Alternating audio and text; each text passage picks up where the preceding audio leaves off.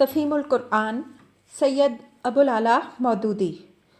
سورہ النجم آیات 31 تا 55۔ حصہ سوم۔ اعوذ باللہ من الشیطان الرجیم، بسم اللہ الرحمن الرحیم۔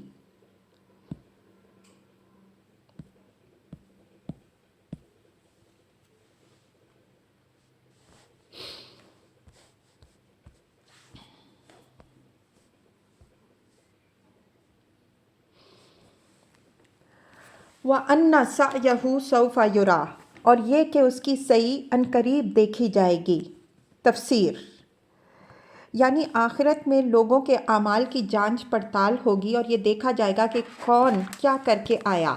یہ فقرہ چونکہ پہلے فقرے کے معنی بعد ارشاد ہوا ہے، اس لیے اس سے خود بخود یہ بات ظاہر ہوتی ہے کہ پہلے فقرے کا تعلق آخرت کی جزا و سزا ہی سے ہے، اور ان لوگوں کی بات صحیح نہیں ہے جو اسے اس دنیا کے لیے ایک معاشی اصول بنا کر پیش کرتے ہیں۔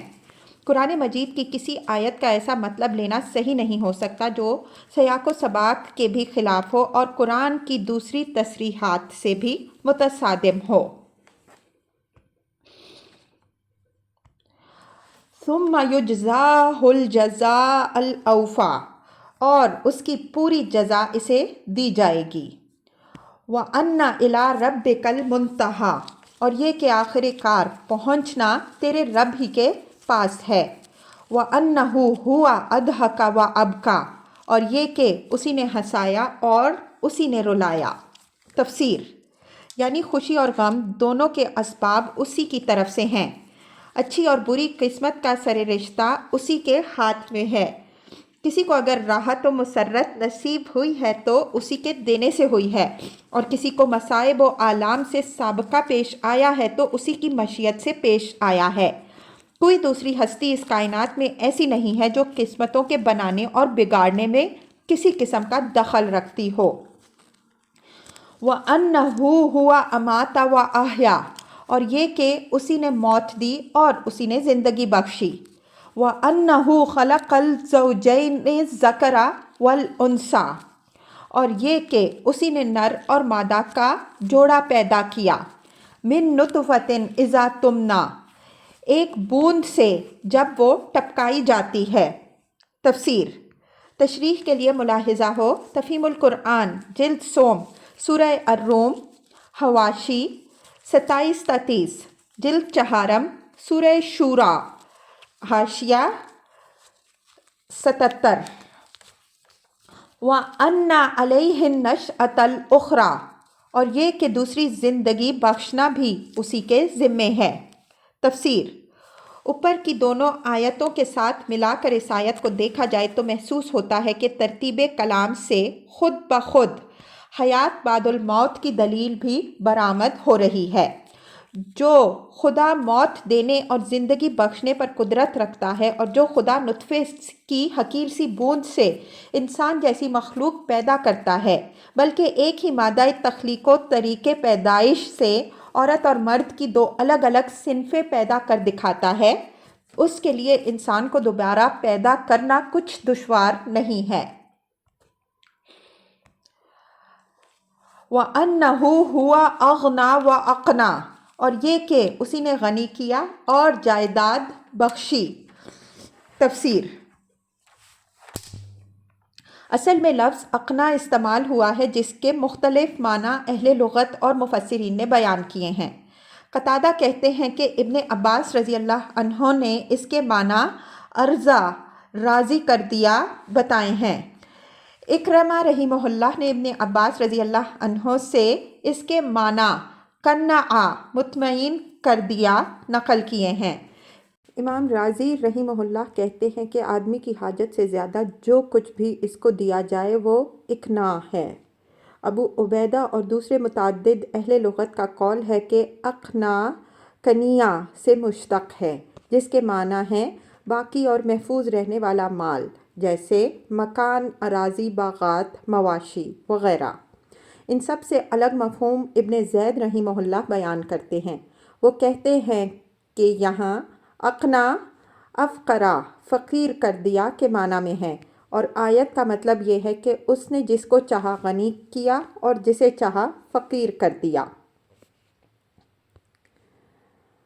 وَأَنَّهُ هُوَ رَبُّ الشِّعْرَىٰ، اور یہ کہ وہی شعراء کا بھی رب ہے۔ تفسیر: شعراء آسمان کا روشن ترین تارہ ہے جسے مرزم الجوزاء، الکلب الاکبر، الکلب الجبار، الشعراء العبور وغیرہ ناموں سے یاد کیا جاتا ہے۔ انگریزی میں اس کو سیریس اور ڈاگ سٹار اور کینس میجرس کہتے ہیں۔ یہ سورج سے 23 گنا زیادہ روشن ہے، مگر زمین سے اس کا فاصلہ 8 سال نوری سے بھی زیادہ ہے، اس لیے یہ سورج سے چھوٹا اور کم روشن نظر آتا ہے۔ اہل مصر اس کی پرستش کرتے تھے کیونکہ اس کے طلوع کے زمانے میں نیل کا فیضان شروع ہوتا تھا، اس لیے وہ سمجھتے تھے کہ یہ اسی کے طلوع کا فیضان ہے۔ جاہلیت میں اہل عرب کا بھی یہ عقیدہ تھا کہ یہ ستارہ لوگوں کی قسمتوں پر اثر انداز ہوتا ہے۔ اسی بنا پر یہ عرب کے معبودوں میں شامل تھا اور خاص طور پر قریش کا ہمسایہ قبیلہ خزاعہ اس کی پرستش کے لیے مشہور تھا۔ اللہ تعالیٰ کے ارشاد کا مطلب یہ ہے کہ تمہاری قسمتیں شعراء نہیں بناتا بلکہ اس کا رب بناتا ہے۔ وَأَنَّهُ أَهْلَكَ عَادًا الْأُولَىٰ، اور یہ کہ اسی نے عاد اولیٰ کو ہلاک کیا۔ وَثَمُودَ فَمَا أَبْقَىٰ، اور سمود کو ایسا مٹایا کہ ان میں سے کسی کو باقی نہ چھوڑا۔ تفسیر: عاد اولیٰ سے مراد قدیم قوم عاد جس کی طرف ہود علیہ السلام بھیجے گئے تھے۔ یہ قوم جب حضرت ہود علیہ السلام کو جھٹلانے کی پاداش میں مبتلائے عذاب ہوئی تو صرف وہ لوگ باقی بچے جو ان پر ایمان لائے تھے۔ ان کی نسل کو تاریخ میں عاد اخریٰ یا عاد ثانیہ کہتے ہیں۔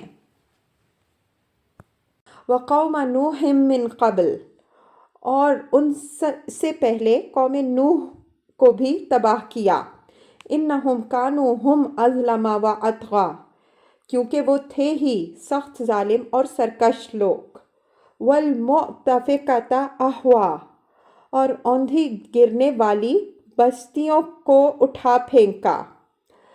فَغَشَّاهَا مَا غَشَّىٰ، پھر چھا دیا ان پر وہ کچھ جو تم جانتے ہو کہ کیا چھا دیا۔ تفسیر: اوندھی گرنے والی بستیوں سے مراد قوم لوط کی بستیاں ہیں، اور چھا دیا ان پر جو کچھ چھا دیا سے مراد غالباً بحر مردار کا پانی ہے جو ان کی بستیوں کے زمین میں دھنس جانے کے بعد ان پر پھیل گیا تھا اور آج تک وہ اس علاقے پر چھایا ہوا ہے۔ فَبِأَيِّ آلَاءِ رَبِّكَ تَتَمَارَىٰ، پس اے مخاطب اپنے رب کی کن کن نعمتوں میں تو شک کرے گا۔ تفسیر: بعض مفسرین کے نزدیک یہ فقرہ بھی صحف ابراہیم علیہ السلام اور صحف موسیٰ علیہ السلام کی عبارت کا حصہ ہے، اور بعض مفسرین کہتے ہیں کہ فَغَشَّاهَا مَا غَشَّىٰ پر وہ عبارت ختم ہو گئی، یہاں سے دوسرا مضمون شروع ہوتا ہے۔ سیاق کلام کو دیکھتے ہوئے پہلا قول ہی زیادہ صحیح معلوم ہوتا ہے، کیونکہ بعد کی یہ عبارت کہ یہ ایک تنبیہ ہے پہلے آئی ہوئی تنبیہات میں سے اس امر کی طرف اشارہ کر رہی ہے کہ اس سے پہلے کی تمام عبارت پچھلی تنبیہات میں سے جو حضرت ابراہیم علیہ السلام اور حضرت موسیٰ علیہ السلام کے صحیفوں میں ارشاد ہوئی تھیں۔ اصل میں لفظ تتمارا استعمال ہوا ہے جس کے معنی شک کرنے کے بھی ہیں اور جھگڑنے کے بھی۔